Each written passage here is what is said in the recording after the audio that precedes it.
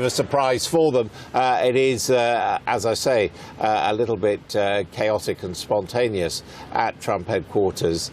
Let's just talk about the scale of the shock tonight and what, in a sense, went wrong given the expectations. I mean, it was true, it was universally expected that Hillary Clinton would probably come out on top, and she's been fairly convincingly beaten in the Electoral College. Yes, this is definitely something that flies in the face of almost everything that people expected to happen. And when Donald Trump won in the primaries, you know, a lot of pundits didn't think he was going to win, but we had polls for 6 months straight showing that he was on top and that he was likely to be headed for a victory. This is something completely different. You had apparently the Trump internal polling was not expecting him to win. Clinton's internal polling certainly wasn't, and the public polls certainly weren't.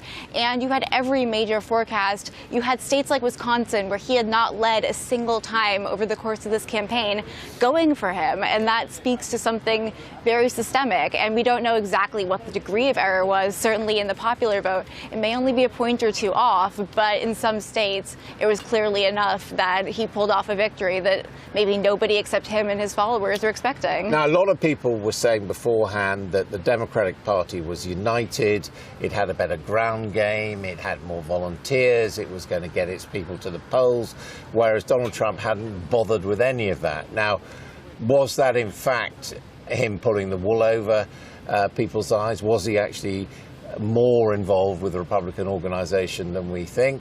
Or is it actually that these days of communications by social media, it doesn't really matter? That is a good question, and one I assume that we'll be finding the answer to in the next few days. What we do know is that Donald Trump's campaign was very confident that there were voters out there who are low turnout voters, the kind of people who do not make it to the polls. They thought that they could put out there, and this was scoffed at, and it seems like they succeeded in taking voters who are not usually accounted for and getting them to actually mobilize and get out there in terms of using a voter operation that's not what we would traditionally consider to be successful. But it worked.